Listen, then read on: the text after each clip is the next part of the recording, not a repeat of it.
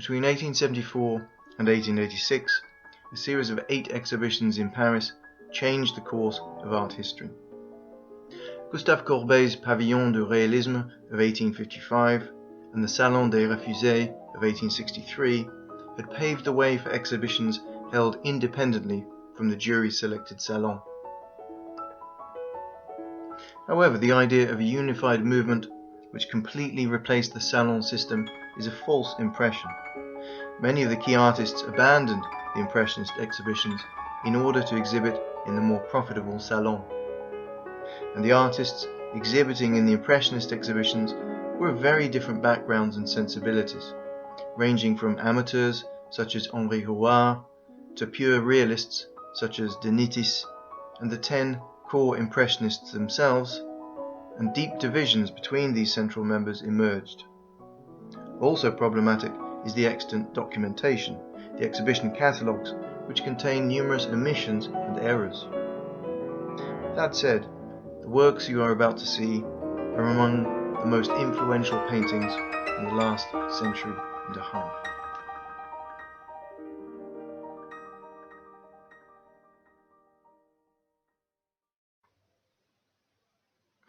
It is arguably an arbitrary exercise to look for any essence of the Impressionist group or to identify its leader, but there are undeniably underlying influences and outstanding driving forces, including individual artists themselves.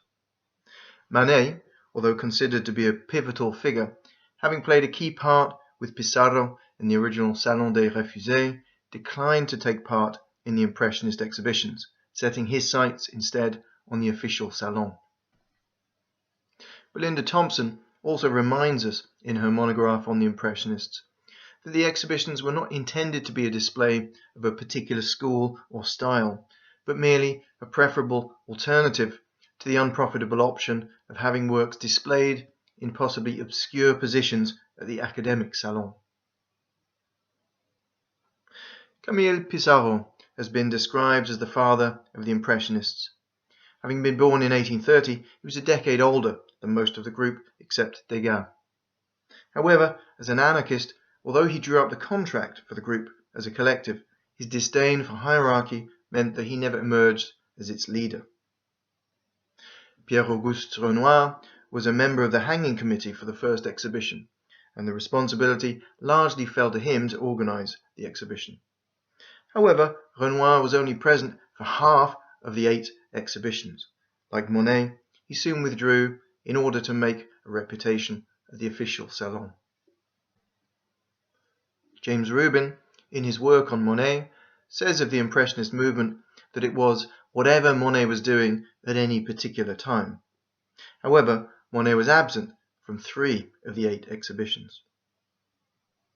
Edgar Degas emerged as a strong figure in the organization of the exhibitions, arguably closer to realism than the core impressionistic style shown by Monet, Morisot, Pissarro, Renoir and Sisley.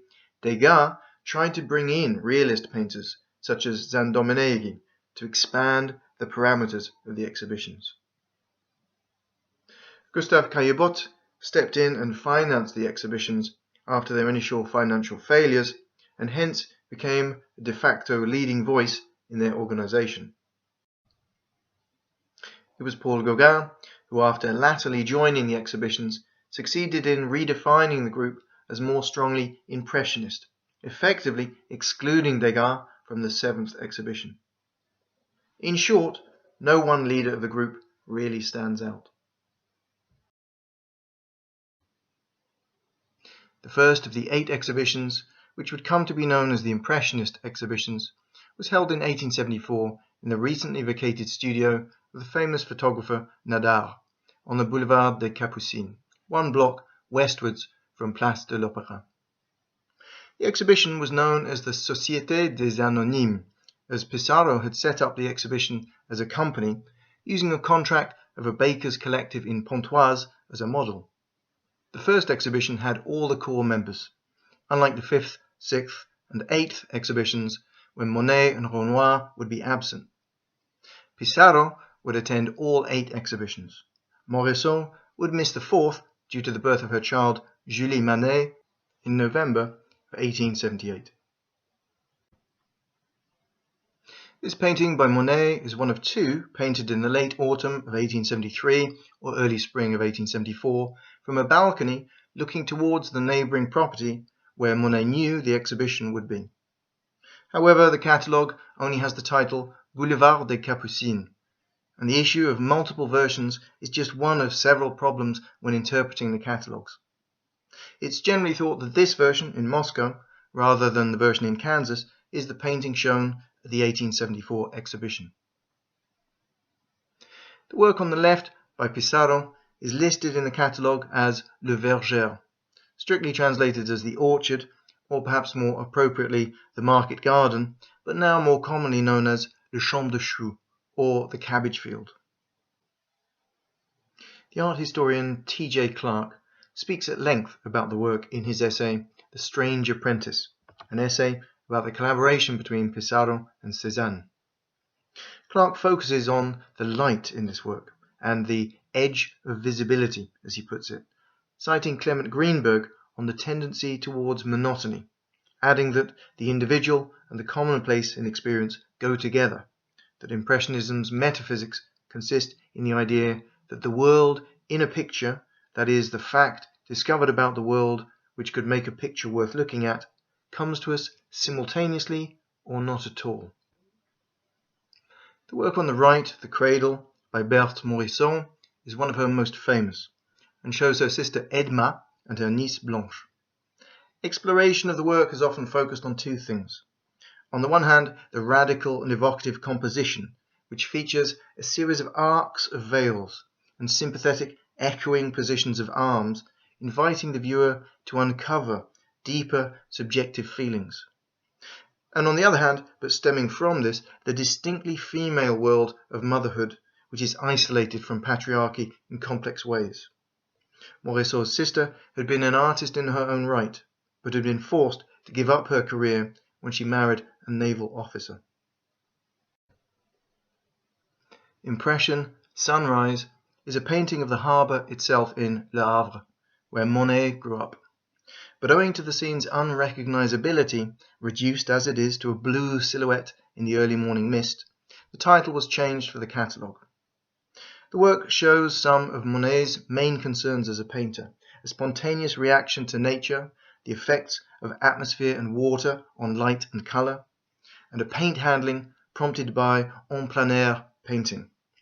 And given that these concerns were shared by many in the group, it's appropriate perhaps that by the third exhibition the name of the group had changed and an art movement was given definition: Impressionism. Despite their different approaches to painting, both Renoir and Degas were true to Baudelaire's maxim that painting in the late 19th century should be about its own time, to distill the eternal from the transitory, to find beauty by looking nowhere other than modern life and its activities, entertainment, such as music or sport. And these two works do just this, in quite different ways. Degas works in a realist tradition, in the style of Manet, with flattened fields of tonal plane. Renoir, more impressionist, with rapid brushwork and an attention to the inner states of the subjects. The Seine flooded several times in the early 1870s, and Sisley, living in Louveciennes, west of Paris, captured this expanse of sky-reflecting water in several works presented to the Impressionist exhibitions. This one, the Ile de la Loge, shows Sisley's affinity to Monet's style and their common interest in beauty seen in the transitory nature of water's surface. Cézanne's modern Olympia was owned, as testified in the catalogue entry, by a Dr. Gachet, and it was partly Dr. Gachet's interest in Cézanne's work and art in general that meant that Vincent van Gogh would spend the last few months of his life with him. Cézanne's modern Olympia is a tribute to Manet's Olympia, the scandal of the Salon of 1865. However, the belief that the first Impressionist exhibition was an equivalent scandal is not entirely true. As Belinda Thompson points out, several major French newspapers made no mention of the first Impressionist exhibition, and of the 52 newspapers that did mention it, 20 of the reviews were favourable, 9 neutral, 18 gave mixed reviews, and only 5 were openly hostile. It should also be remembered that in a sense, the Impressionist exhibitions were not the only face of the group shown to the public. At the beginning of the year of the first exhibition, Ernest Ochedé, whose wife Alice Monet would eventually marry, was forced to auction his paintings by Pissarro, Monet, Degas and Sisley at the Hotel Drouot, northeast of the Opera. Another auction of his collection was required in 1878. After the failure of the first exhibition to make a profit, Monet, Morisot, Renoir and Sisley arranged an auction of their works at the hotel in 1875 and again in 1877. The second Impressionist exhibition was held in 1876 in the art dealer Durand-Ruel's gallery in the Rue Le Pelletier, just north of the Hotel Drouot. From the contributors to the first exhibition, only Cézanne was absent, having moved to Provence. As the first exhibition's financial failure had resulted in the bankruptcy of the company, the newcomer Caillebotte funded this and the following 3 exhibitions using his inheritance. T.J. Clarke, in the above-mentioned essay, speaking of a different work, Paysage de Pontoise from 1872, speaks of a deliberately disappointing element in Pissarro's landscapes, rejecting the romantic imposition of the picturesque on nature. And I feel that with this work on the left, Snow Effect on the hillsides of Osny, Pissarro has similarly tried to paint the scene before him without transforming it into the scenic. This submission of Morisot's, entitled Laundry Woman, or Hanging Out Clothes to Dry, takes the viewer into the artist's world, a world to which the artist has been confined by patriarchal society.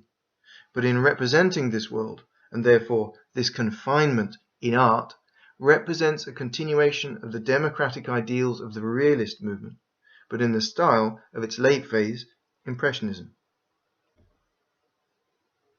After Courbet's imprisonment and exile, and Manet's censorship by the regime, the Impressionists often distanced themselves from the direct political agitation of realism. Morisot, however, used the subjective element in Impressionism to forefront her experience as a woman and as a female artist, both in themselves political statements. The catalogue entry for The Dance Class by Degas tells us that it was owned by Monsieur F.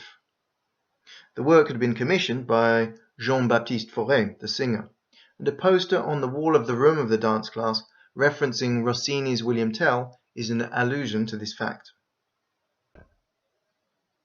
The painting shows a class given by the master Jules Perrault in the old Paris Opera.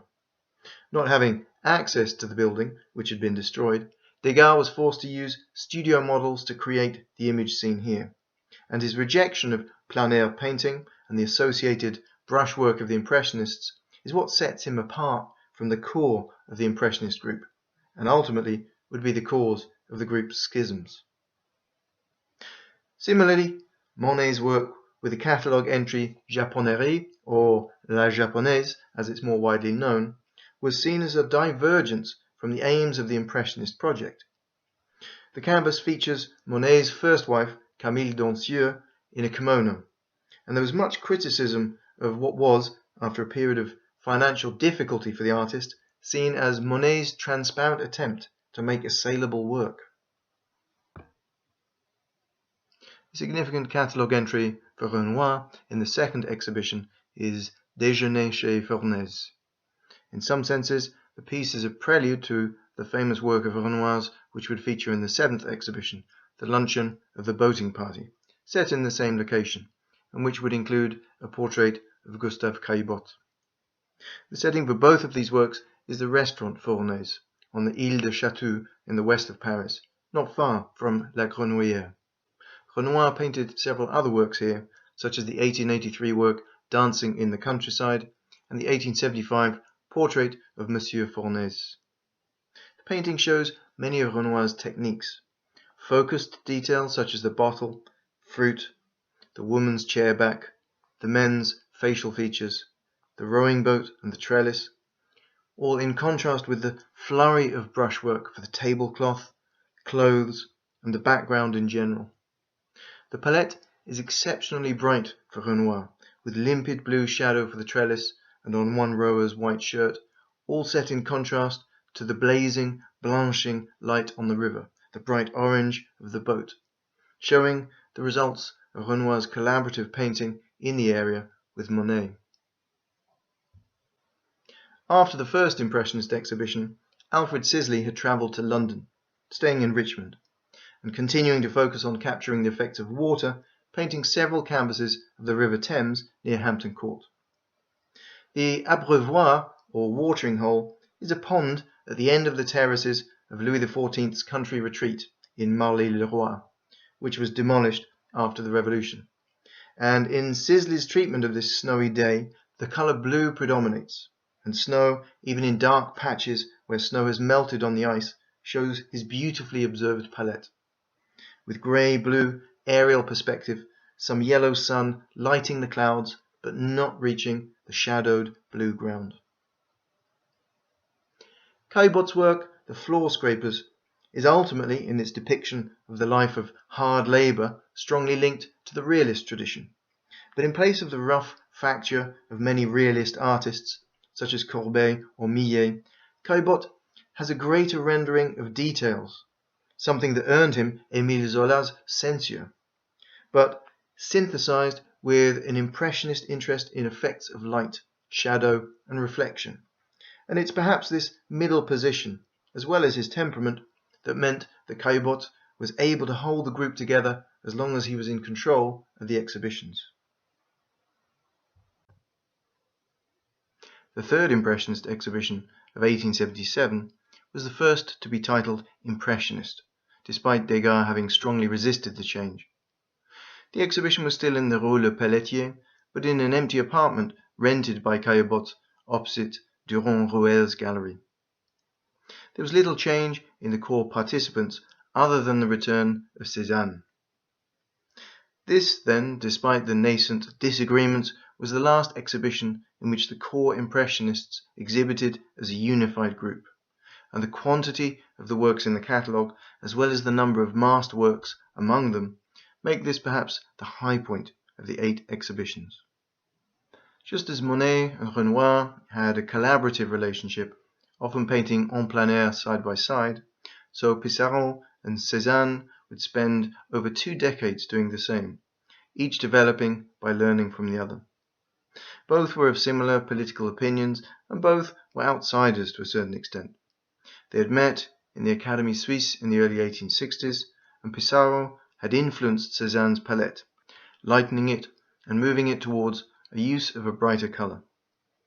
Pissarro had moved out of Louveciennes after his house had been looted in the Franco-Prussian War in his absence, settling instead in Pontoise, in the Oise river valley to the northwest of Paris. Cézanne arrived the next year, and their landscape submissions to the third Impressionist exhibition were all painted in Pontoise. Hence we have here Pissarro's and Cézanne's orchard at Côte Saint-Denis à Pontoise, with both works known as the Côte des Bœufs Pontoise. There is a very apparent difference in approach between Pissarro's focus on capturing nature in an unmediated way and Cézanne's synthesis of the diagonals in the landscape. One of Sisley's submissions to the third Impressionist exhibition was The Chalet, White Frost, a view from the hill Coeur Volant above the property he was renting in Marly-le-Roi, and the view of the distance in particular shows some of Sisley's affinities to Monet's palette and technique. The view of the town beyond, caught in pale orange sunlight, raking at a low angle, is set against the deep blue shadows of the buildings and the blue-grey foreground shadow. The Monsieur H., who loaned the work to the exhibition, may have been Ernest Rochedet. Women looking into mirrors are a common image in Impressionist art. In 1876, Edouard Manet, platonic lover of Berthe Morisot, produced a canvas called Before the Mirror, which featured a woman, her back to us, looking at her reflection in a large mirror. Similarly, the title of Morisot's La Psyche refers to the psyche mirror into which the subject is gazing. Morisot's image is, as Griselda Pollock writes, far from merely the object of a male gaze, as the woman's subjective state is a key part of the portrayal. In Pollock's words, Morisot's painting offers the spectator a view into the bedroom of a bourgeois woman, and as such is not without voyeuristic potential, but at the same time the pictured woman is not offered for sight so much as caught contemplating herself in a mirror, in a way which separates the woman as subject of a contemplative and thoughtful look from woman as object. Monet submitted 5 canvases of the Gare Saint-Lazare to the exhibition, showing a preoccupation with the effects of external light and shadowed station, and capturing the transient effects of steam and the modern phenomenon of rail transport. Renoir's Bal du Moulin de la Galette shows a similar interest in using complementary colours to capture the effects of light and shadow, along with a modern scene of entertainment in Montmartre. The similar interest in naturalistic rendering belies the obvious contrast in subject matter between Caillebot's Paris in the Rain and Degas' In the Café, more commonly known as The Absinthe Drinkers. Caillebot's canvas has a kind of photographic realism to its depiction of bourgeois Paris, with subjects looking laterally out of the canvas, and the reduction of the surface and tone to a smooth emulsion. Degas had to publish notice that the models in his In the Café were just that, models, in order to preserve their reputation. The 4th exhibition of 1879 was the one most marked by dissent, as Degas imposed a condition on the participants that they would not be able to display with the Impressionist exhibition and submit to that year's Salon, a condition which caused Cézanne and Renoir to leave for the Salon, with Monet following the next year. The 4th exhibition also saw the arrival, at Degas' instigation, of the figure painter Marie Cassatt, thus turning the exhibitions towards Degas' style of painting. Another newcomer was Gauguin, but his name and his exhibited works are absent from the catalogue, as he was a last-minute addition. The title of the 5th exhibition of 1880 also showed the influence of Degas. The group changed its name from Impressionist to Indépendant, a name which the group retained for the following year's exhibitions. Caillebot dropped out of the 6th exhibition of 1881 in frustration at the influence of Degas. However, the following year, 1882, saw the 7th exhibition, which had no printed catalogue. In many ways, it was the final glory of the Impressionist exhibitions, with Gauguin succeeding in excluding Raffaelli, Degas withdrawing in protest, and Caillebot successful in bringing back the founder members Monet, Sisley, and Renoir, who submitted his Déjeuner des Canotiers, or the luncheon of the boating party. The 8th Impressionist exhibition, without Monet, Renoir, Sisley, Caillebot, or Cézanne, was arguably less Impressionist than post-Impressionist, featuring pointillist works by Seurat and Signac, and their new convert Pissarro, ushering in a new age of painting.